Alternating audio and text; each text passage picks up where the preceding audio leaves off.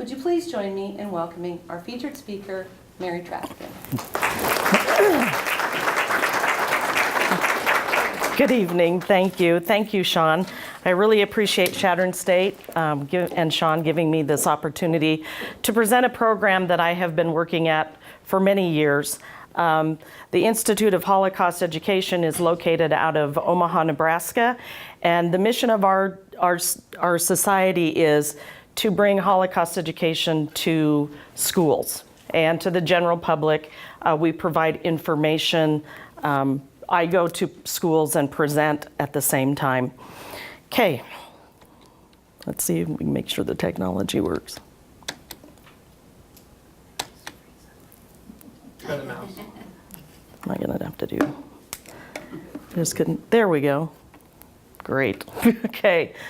A lot of people, when they talk about the Holocaust, they think of World War II. They automatically think of 1940 to 1945, or 1942 to 1945 when the United States was involved with this. The Holocaust actually started in 1933 with Adolf Hitler's idea of coming to power.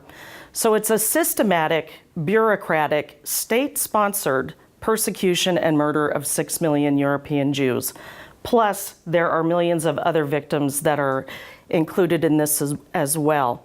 When we talk about state-sponsored, that means the government sponsored it. When we talk about bureaucratic, voted in. When we talk about persecution, it was allowed to happen. So it's very important. I know a lot of people, when we talk about politics, it's very important that you pay attention. And there was also people that were considered politically, racially, and socially unfit. Okay, in Adolf Hitler's book, Mein Kampf, he wrote while he was in prison, if they are saying that if the general public had been reading this book, the man probably never would have came to power. But he claimed that there was a Jewish conspiracy, that the Jews were planning this worldwide takeover using socialists and communists and big business. Anti-Semitism in a racist worldview to dominate the world population. A belief that humans could be divided into races, some of which were superior to others, was very common in Europe in the 1800s and 1900s. When we talk about the relocation and resettlement of the Jews of Europe during the war, this was not a new issue. This is something that occurred in the earlier times as long as anti-Semitic beliefs. So it was nothing new, but he wanted to have the master race. Okay, the Aryan race. Aryan is used to describe a group of people from the Indo-European languages. Anti-Semitic, anti-Jew. Campaigners picked up the term and claimed that the Aryans were considered the master race. Nordic people were perfect examples of the Aryan master race. Hitler deemed blonde hair, blue eyes, and superior physical characteristics the perfect individual. However, it's kind of ironic he didn't look anything like what he thought was the perfect thing. Those are just some of the posters and stuff that they had so people could get a good idea of what the perfect Aryan looked like. Influencing people. We see the Nazis use picture booklets, leaflets, posters, newspapers, cartoons, radio, and film to present ideas about hatred and racism. These are three particular ones. The education of children and youth started in a very early stage in elementary school. So this was ingrained into their way of thinking. These are actually a couple of these cartoon booklets. This one here, this one is the Jewish conspiracy in the middle where the older gentleman is giving candy to little children and bribing them. That one is a teacher teaching students how to identify what a Jew looks like. And then this one, the Jewish conspiracy. The first concentration camp that was open was in Dachau. And when we always hear the term concentration camp, I think sometimes we intermix that with the death camps. They're actually two separate things. And Dachau was the first one. It opened near Munich, and it was for political prisoners only.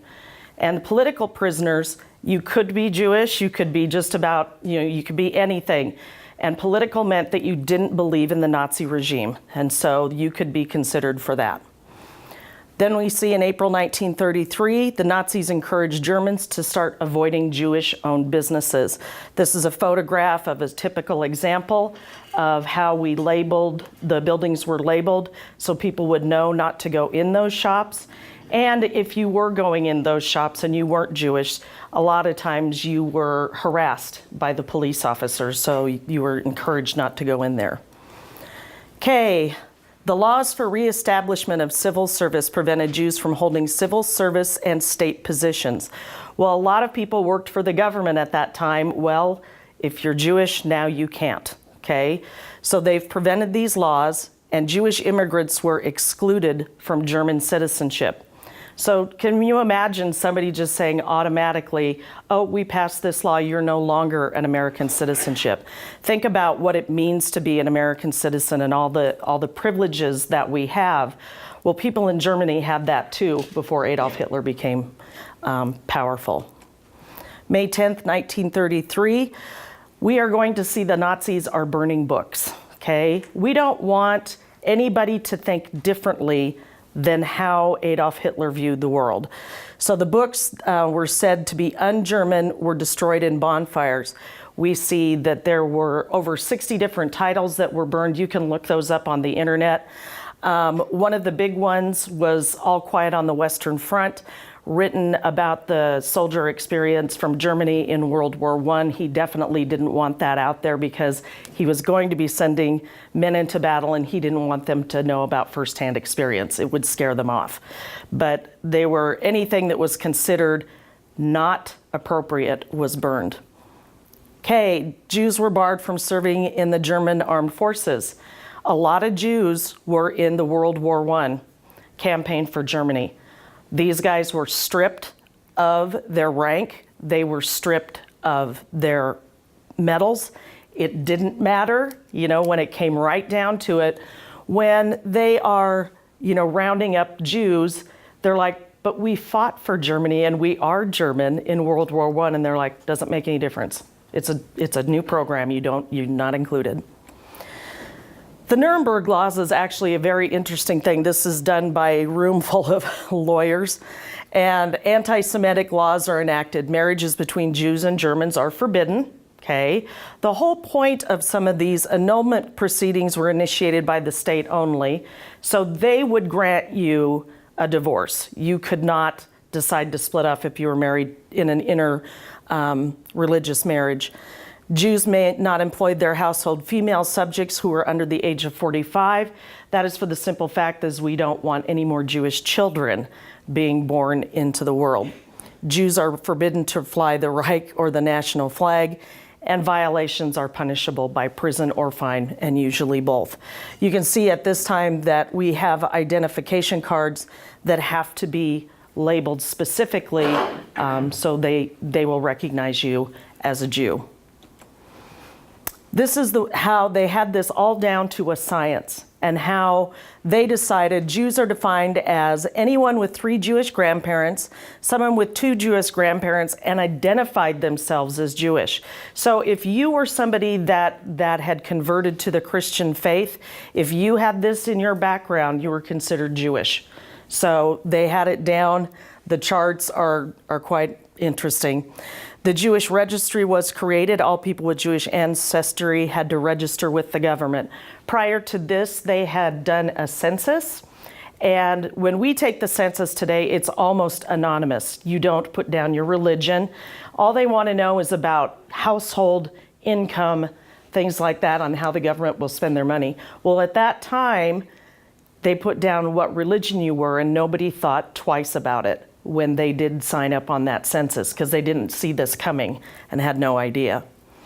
After 1933, thousands of German Jews tried to escape persecution. A lot of people left. A lot of people really tried. And when we're educating kids, that's probably one of the hardest things to get their mind wrapped around. Well, why didn't you just leave? It's not that simple, okay? I mean, if you've lived in the same community your entire life, you don't own a vehicle, you have a family business, you've been there for generations, where are you going to go? Okay, and so it's really hard for them to comprehend about why didn't you just get out? okay? A lot of them are going to migrate to France and Belgium and the Netherlands. Only the Nazis are going to take those parts over again eventually. So they didn't get as far as they could have. In November 7th of 1938, we have an uprising. And what happens is Herschel Greenspan is a Polish Jew whose family had been persecuted by the Nazis. He shot a German diplomat. On the nights of November 10th and 11th, the Nazis issued a pogrom. And a pogrom is a decree stating that it's okay to do something, or we're going to have anti-Semitic activity and it's going to be okay. Okay, pogroms were legal. They were all over Europe and in Russia. So what immediately follows this one, I think, was probably the biggest wake-up call, is Kristallnacht. Rioters and looters took to the streets, many of the towns in Germany and Austria. Many thousand Jewish businesses were destroyed. This was an absolute night of lawlessness. People could do and act however they wanted. The police turned a blind eye. They're like, we're not getting involved in this. Plus, they didn't want to because they're part of the government. The other sad thing is a lot of the Jews could not rebuild their businesses because they lost their citizenship. Therefore, they lost their insurance rights. And so the insurance companies had to pay the Nazi government for the damages, and they would not give it to them personally. So a lot of people went out of business just from that alone. Synagogues were burnt to the ground. Shop windows are smashed. They call that the night of broken glass because there is so much shop windows where glass was just everywhere. And especially the burning of the synagogues, that's pretty emotional too. Following Kristallnacht, Jews were murdered. Over 25,000 were placed in concentration camps. During those nights, they're rounding up Jewish males and heads of households. Some they will keep in the concentration camps, some they'll let back out. It just depended on who you were. Jews 13 and older were forced to follow the Jewish badge decree, which is a required. We first see the white armband with the Star of David in navy blue. I think when we study the Holocaust, most people see the yellow star with Jude written in the middle because that is what they wore in the camps and will work later on. They had to provide these for themselves, and if you're caught without it, you could face fines, prison, or just be shot on the spot. It's kind of ironic, though, that that is the flag of Israel today. It's the same symbol. So we're seeing this persecution, and it doesn't look like it's going to go away. Immigration papers are getting harder and harder to find, harder and harder to purchase. A lot of them are done on the black market.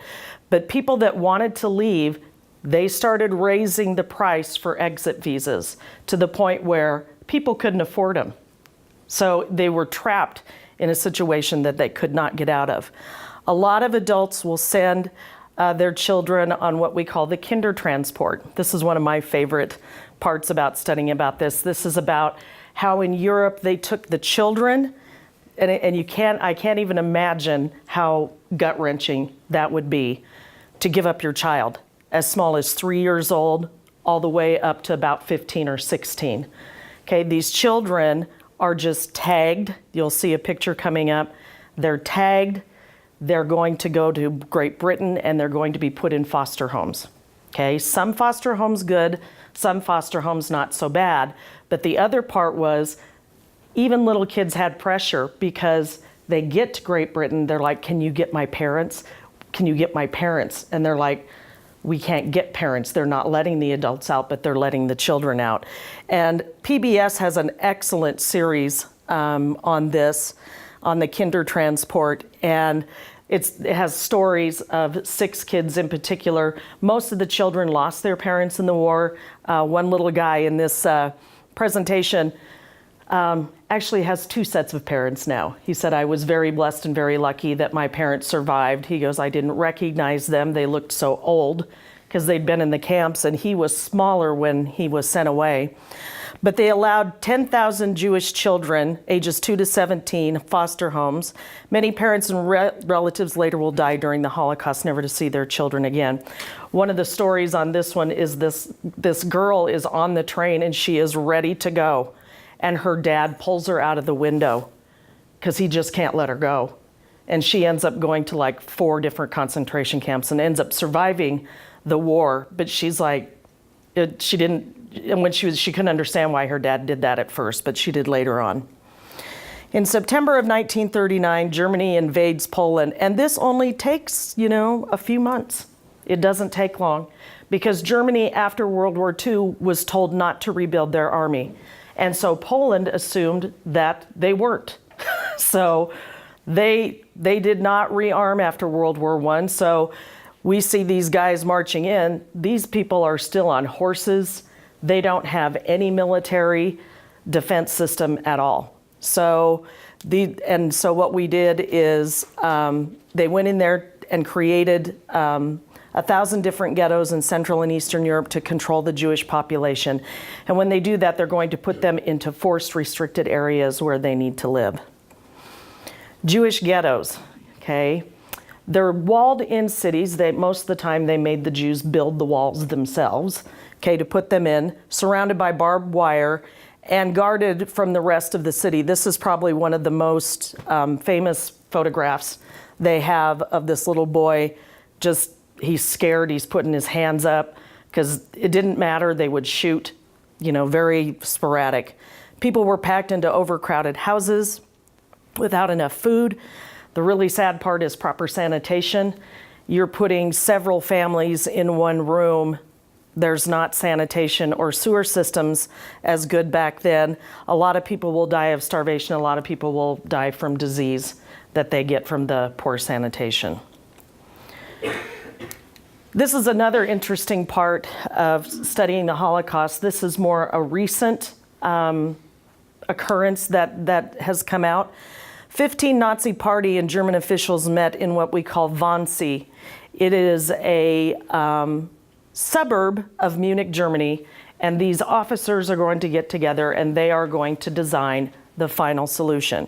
Before this, we did not have extermination camps. We had concentration camps, and yes, people died, but now we're getting serious.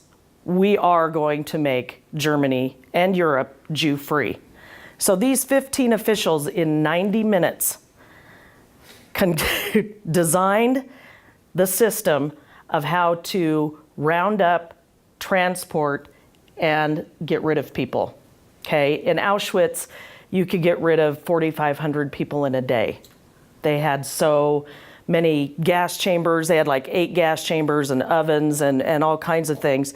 So the original plan is to get rid of 11 million. So they had calculated it. You can pull this transcript up on the internet and you can read it word for word. It's actually quite eerie. They no regard for humanity, no empathy. They're very businesslike. Well, this is our problem and this is how we're going to solve it, and this is it. Okay. HBO has an excellent movie called Conspiracy, which talks about the Wannsee Conference and the gentlemen that were there. It is Reinhard Hittrich and Adolf Eichmann are the ones that are going to run that meeting. This is another really tragic thing, is the Eisengruppen. And what that is they're a task force that were sent to the eastern part of Europe to get rid of the Jewish population. A lot of photographs, the Nazis were good at taking pictures and recording everything. So it's like, we had nothing to, no, you recorded everything. What they would do before we started building extermination camps, these Eisengruppen units would go to communities, drag out all the Jewish people in that community, line them up and shoot them. Well, the complaint at the Wannsee conference was it was very exhausting for the military people. And it was just, they were wasting too many bullets. Okay, and so now they were coming up with solutions for that. But they did mass murder with just one goal in mind, just to get rid of everybody. This is another one at Babi Yar, which is in the Ukraine, where they shot 33,000 people in 2 days. Pretty horrific pictures. Okay, the removal of people from a country is called deportation. Often began as a knock on the door, an arrest by the police at the station, and a journey to a transit camp, or as we see, that would be a holding center, or then they would go to labor camps or extermination camps. When they asked the Nazi officers at the Nuremberg trials at the end of the war, they're like, how did you design this? And they're like, oh, you Americans are so hypocritical. You did the same thing to the Native Americans. That's where we got our model. So and that's not anything new. That has been going on throughout history. I think the boxcar journey is probably, if you ever read some literature on this, is probably one of the most horrifying experiences. They're pushed in and locked into overcrowded cattle cars. These cattle cars are fairly small. They're not as large as we see our boxcars here. There's no sanitation, there's no windows, there's just wooden slats. They're there in a boxcar for several days. Okay, so you can imagine, not only you're in there with people you don't necessarily know, and many died from the cold or the heat, or a lot of times people couldn't stand anymore and they would fall down and suffocate. But a lot of people got very sick and died from the filth that was in there because they'd put in a bucket for them to use as a bathroom. Well, that doesn't help, okay? And it took several days for some of those people to get to where they needed to be. This is a map that shows the concentration camps of Europe. I think there's all these little dots. The big major dots are the extermination death camps. As you can see, they were everywhere, okay? And the death camps are located in Poland. None of them are in Germany because Germany was to be Jew-free. And plus, when it comes right down to the end of this, they're not going to want to take responsibility for what they did. When the prisoners would get to the camp, there was color coding. This is how you would be identified, depended on, like, if you were a political prisoner. We see homosexual, Jehovah's Witness. If you're socially unfit, they all had different combinations they have down at the bottom of how they would identify you. So it was much easier to keep track of who was who. And the whole point of it is, and in the camp experience, is to dehumanize the prisoner and make them just a number and not an actual person. Prisoners were used as forced labor camp to benefit the Reich. So when people came to the concentration camp, prisoners were split into two groups: mothers and children, 14 and under on one side, men able to work on the other side. A lot of time elderly people were mixed in with the women and children because they were not fit to work. So they were immediately put to death. So they, when they got there,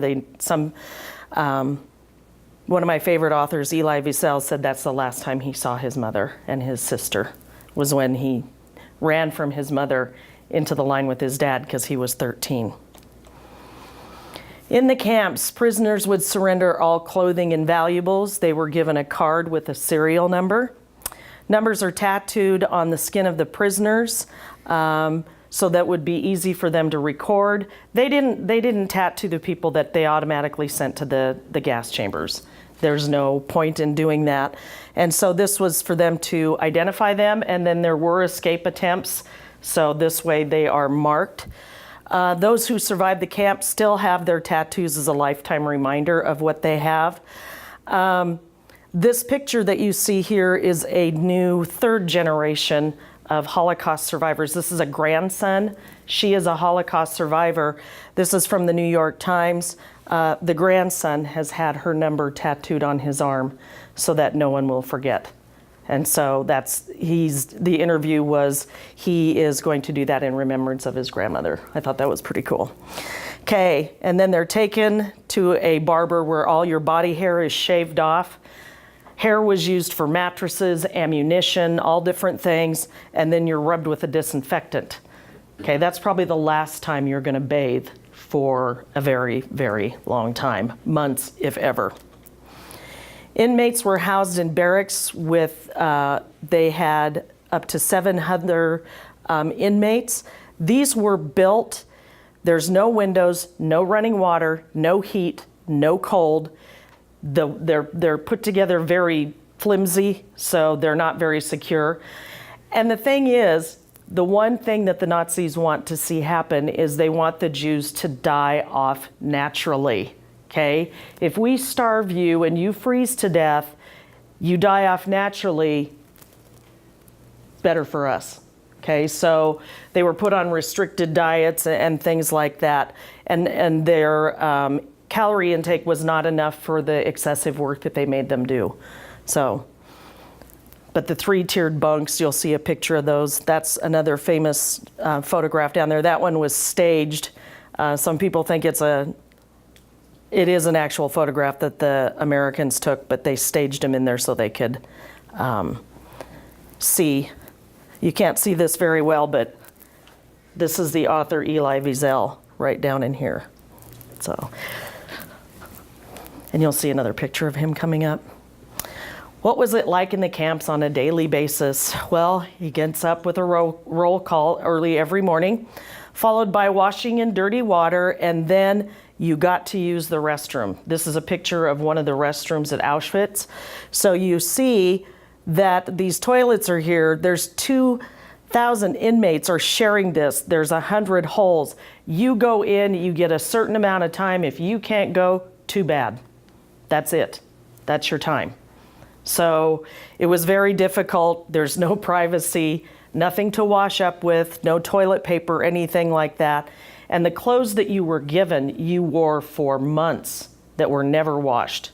So, and if you didn't make it to the bathroom, then you still wore the same clothes. So the day begins. This is a typical picture of a daily roll call. They would count everybody every day, okay, to make sure that everybody was present. So we see in this part that they'll stand there for hours. They read off the instructions for the day of what they're going to do. A lot of times this was a good opportunity for the Nazis to be cruel. They would make them stand in the rain, the snow, stand there for hours. If you bobbled, they'd shoot you. If you fell down, they'd shoot you. Sometimes they'd just randomly shoot you. And if you're standing next to somebody, you better not say anything because you'll be next. I know this one gentleman, his story is he's at a roll call and his brother's right next to him. And his brother is randomly shot. And he goes, I couldn't even do anything. He goes, I couldn't cry, I couldn't move. Because if I did, they would have shot him too. So very, very terrible things that they did during roll call. Meals were designed to keep prisoners alive only, not enough to sustain them. Thousands of people are going to die from illness brought on by the lack of food. Unfit were sent to camps or they were killed. This is a photograph of what we call the roundup. And what it is these are medical doctors right in here. These people are going to strip and run in front of the doctors. We're going to see if they're fit or not for work. If they're unfit, they get pulled through the line and they go to the gas chambers. If you're fit to work, that means you get to live for a few more days. So if any of you have seen Schindler's List, there is a segment in Schindler's List that does this extremely accurate. This is a map of extermination camps. So we see that if you see the red swastika, those are the main death camps. These are the main concentration camps. The other map showed you all the little satellite camps that went around those. This one sticks with just the main one. And once again, notice that the death camps are in Poland. Death camps were specifically for annihilation and extermination. Auschwitz-Birkenau being the largest, Belzec, Helmno, Magic, and Sobibor and Treblinka are all located in Poland. People were lined up, ordered to strip, led to a shower, which was actually a gas chamber.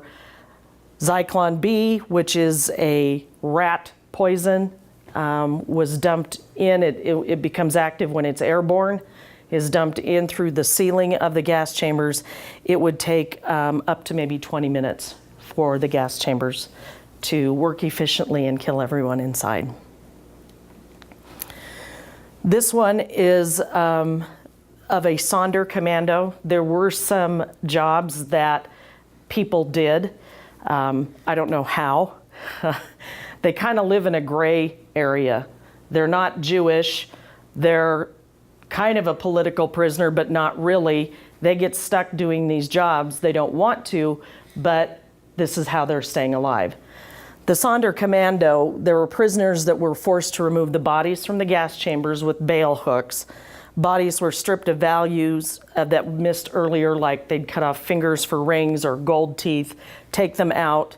Then the bodies are burnt in ashes and the ashes are scattered. A former Holocaust survivor, Benny Hartman from Sydney, was a Sonderkommando. He was from Poland.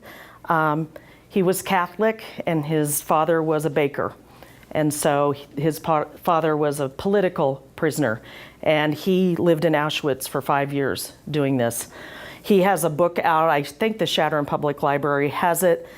He discusses one time that a little girl didn't die right away, and they weren't sure what to do with it because she's there. If we keep her, they find out we're dead. Okay, but they did keep her.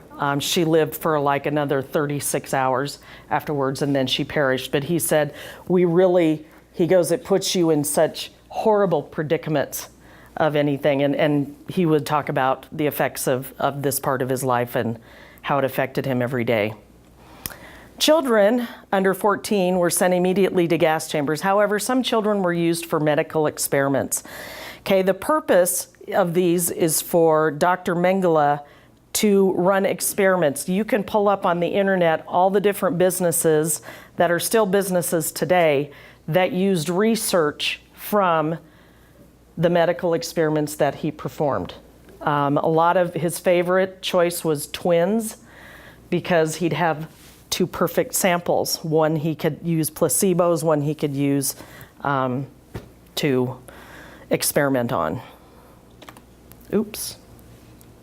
I don't know how to go back. There we go. The Third Reich is on the verge of the military defeat, and the last thing, it's like, oh my gosh, now we're gonna lose the war. What's gonna happen to us when we're done? They didn't want prisoners to fall in enemy hands, so a lot of times in those camps, they had death marches that would take them back into Germany. They didn't want proof left behind. However, there was a lot of it, needed prisoners to maintain armament supplies, and if there's a possibility to use them as a bargaining chip for surrender, then they could be used. Thousands of people died on these death marches because they were done in the middle of winter and it was horror. Few were prepared for the horrors revealed in the camps and when they were first liberated after the war. This is another one of their famous ones. If you go to the Holocaust Museum in DC, you take an elevator ride up to the top, and the first thing you see are video screens of General Eisenhower with the troops, and they're looking at what happened in these camps. So they saw starving people, shaved heads, a lot of people skin and bones. Then they saw the piles of just dead bodies laying around. The Nazis just left and ran. They didn't have time to get rid of all of their evidence. A lot of the camps afterwards are so infested that they were health problems, so they had to burn them down. A large majority of the concentration camps and death camps are now museums, and so they have rebuilt the original structures there because there was no way you could clean those up and use them in it. And when this originally happened, no one was thinking museum right away. So Auschwitz became the most famous in 1946. It was recognized as a state memorial, and in 1955 reopened as a museum. I had a foreign exchange student from Germany, and Julia told me, she said, they start Holocaust education in the 3rd grade. Then she said they make sure that all students go to concentration camps so that they can recognize what happened and prevent it from happening in the future. Today, Auschwitz is a place of pilgrimage for Holocaust survivors and descendants of victims. The rock is a Jewish symbol of respect and a life well lived when you go visit a loved one's grave. And this is the first time we're going to see the world create a world tribunal. With 22 Nazis were brought to justice. There were several trials in Nuremberg. This is the one that gets the most recognition. Conspiracy, they're charged with conspiracy to commit crime, crimes against peace, war crimes, and crimes against humanity. Okay, the sentences are going to range from some of them are not guilty, some of them will get life in prison, the rest of them are going to hang. Firing squads is a respectful way for military to be assassinated. They said, we don't respect you, so we're going to hang you instead. Okay, but you know, it's like once the war ends and all this is over, it's like, what do we do now? Where do we go from here? As many as 20 million people were uprooted during the war. I just can't imagine all these people's lives scattered and destroyed. A lot of people, displaced persons, were separated from their families. Many had no families to go home to, and they didn't have any paperwork. There's no records, no passports. Some of them are suffering from post-traumatic stress and a lot of health issues that they have. Just because you survived the camp didn't mean you necessarily were going to live, because naturally the very first thing was people think they needed to feed them. Well, their stomachs were so tight and small that they didn't, some prisoners died from just overeating at the very end. The United Nations and Rehabilitation set up camps in Italy, Austria, Germany, and these were also aided by the Red Cross, Christian and Jewish organizations from all over. They were trying to get people back with their original families, trying to do the best they could, but it was very difficult. Some little kids from the Kindertransport didn't even know what their original name was. So it's like, I have no idea. Camp residents, they set up schools and universities. They made it their own little community. New friendships and marriages happened at these camps, some between GIs and camp survivors. Some refused to return home because they were sick. And just because the war ended didn't mean anti-Semitism ended as well. So we see that many didn't see a future for themselves. It's like, don't go there, they don't like you either. So a lot of them had really no place to go, and all their property had been confiscated, records are gone. So now you go home and it's your home, but it's not anymore. You don't own it, you don't own anything that's in it. This is one of my favorite shots. That's from the movie Schindler's List. At the very end, those are the actual Schindler survivors that walk over the hill. Many found new homes in Western Europe. The U.S. took in 400,000 refugees, 137,000 Jews, and many were encouraged to go to Palestine, where a lot of people had gone prior to that. We see that Holocaust has a National Memorial Day. Holocaust memorials are set up in cities around the world. I know schools have done particular things with that. They're held to honor the dead, and it's a place where individuals can go and reflect and do some remembering if you'd lost a loved one. One of the newest things is Jewish resistance, and we're seeing more and more information come out about this, that just because it was such a horrible world, there really was good things happening. There were people that didn't put up with this. There were people that said, we're treating humans terribly. This one is the Bielski brothers. They lived in the forest for 2.5 years in the Ukraine. That is the movie Defiance. I don't know if any of you have seen that, but that is that movie, and that is extremely accurate, and it's excellent. There's also heroes of humanity. So during the time of overwhelming terror and grief, some people were very compassionate. So you see Nicholas Winton, he just passed away recently. He's the one that designed the Kindertransport, and didn't tell his family anything he did. So a relative found his records in his attic. And he goes, "Oh, I just did what I did." So, and said, and then they had special ceremonies for him where all these children came in. He's been on 60 Minutes and like CBS Sunday Morning. Raoul Wallenberg forging IDs and different things to get Jews out. Oskar Schindler. Oskar Schindler was not the nice guy at the very beginning. If you've seen the movie or read the book, he's in it for himself. But eventually he starts to see the Jewish population that he has working in his factories as people and human beings, and he almost starts to treat them like family.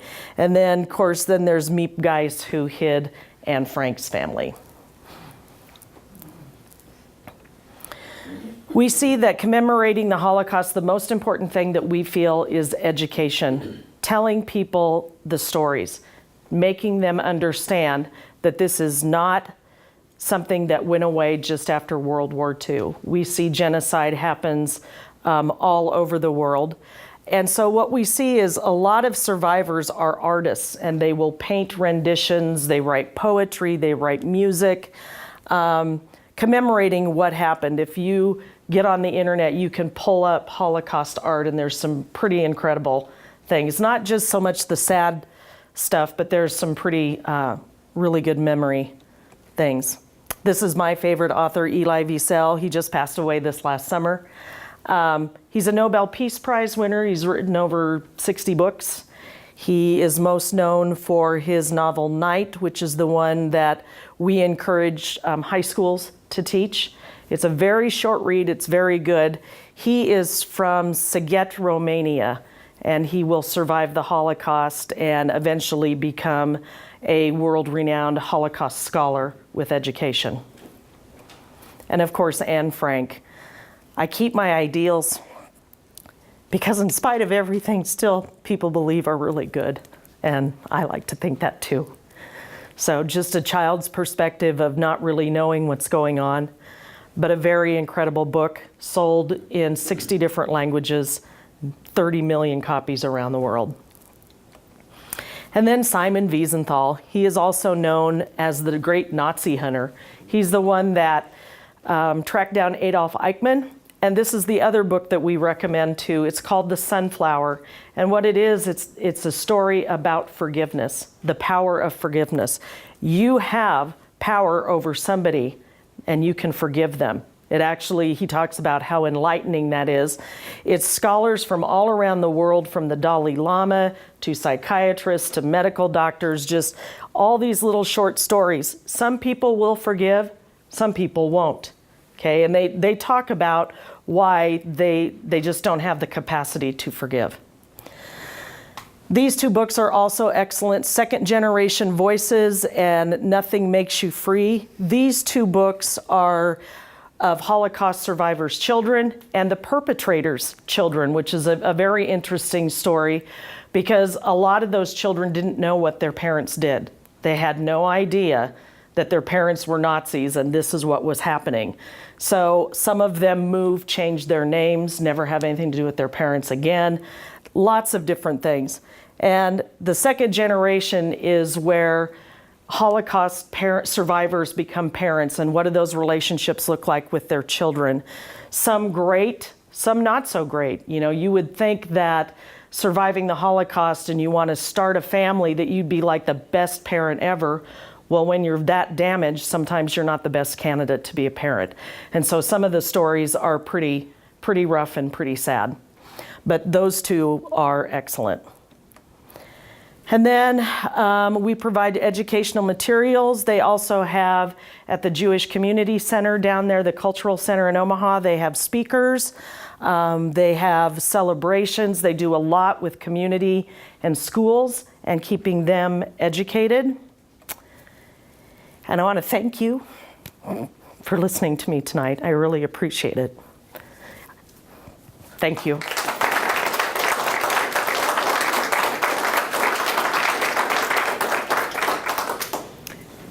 any questions? The thing about this presentation is each one of those slides is a different thing that you can have of in-depth study. You know, it's like you can look into camps, you can look into Wannsee, you can look into the Kindertransport. I'm just scratching the surface of all these in-depth studies, and it's like, I don't think, you know, it's like I read this stuff all the time, but I'm still constantly learning too of new things that come out. Yes. I hear stories, excuse me, once in a while of people that don't believe the Holocaust ever happened and try and teach that to people. Yes. What do you know about that? Well, we do know that the Holocaust deniers are around, but I really, we don't acknowledge it. It's just, okay, if it didn't happen, then explain to us where all those people went.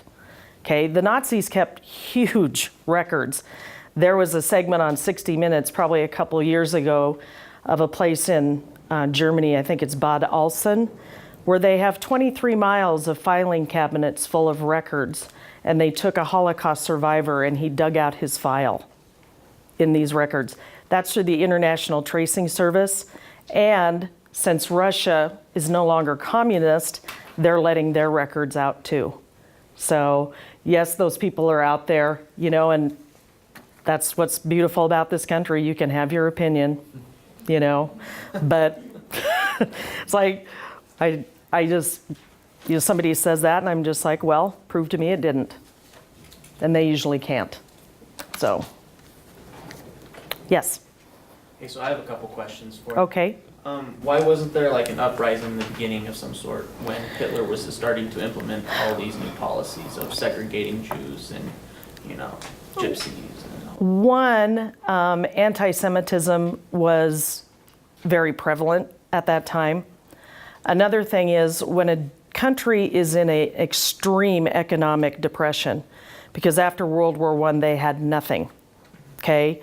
Society, and we see it all the time today, it's good to find a scapegoat and find somebody to blame, okay? And so with that anti-Semitic thread already in society, it was very easy for him to do that.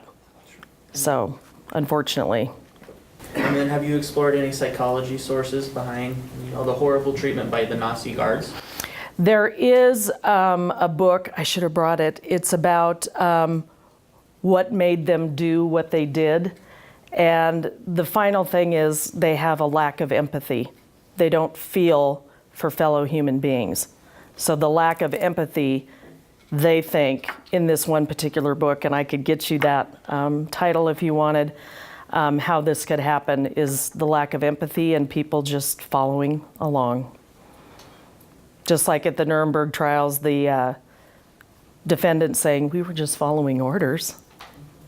Very methodical way of thinking. Yes? I don't have a question so much about the specific event, but about your history. Oh, okay. So it was mentioned earlier that your interest was piqued during your teenage years. Mm-hmm. Obviously, outside of your interest in history, being a history teacher, Mm-hmm. I'm curious what specifically piqued it when you were a teenager, and what continues to feed the need or ambition towards education on the Holocaust in Nebraska. I just, when I first was, you know, a teenager and I saw the Nuremberg films in a history class, it was something that I was horrified. I couldn't even imagine what it looked like. Knowing that, you know, we were brought up to be very kind and considerate to people and respectful, I just couldn't understand why somebody would do that to somebody else. And so then I started doing my readings and research and asked my husband, I'm still getting books on Amazon. Got one coming this week, Jane Drucker recommended, so. So it's just always fascinated me. It's a study in geography, it's a study in history, sociology, psychology. There's so many different angles to this. I don't think we'll ever really know all the stories. But yeah, so I continue to do it today too, so.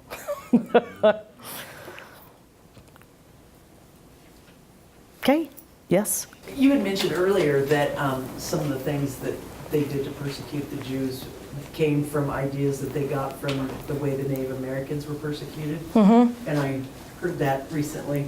Is there any truth to that? Yes. Those guys in the defendants in the Nuremberg trials will go, really? We're the only ones that came up with this? That was part of their defense. How dare you blame us for this when you've done it yourself? Considering the prosecuting attorney was a Supreme Court justice from the United States. So they used that as they said they learned how to transport and relocate. They blamed the relocation of Native Americans on that. However, relocation of Jews and other people in a segregated population is not new, but they specifically say that. Trying to kind of like throw it back in their face and say, well, we didn't do anything you didn't do. So. Any other questions?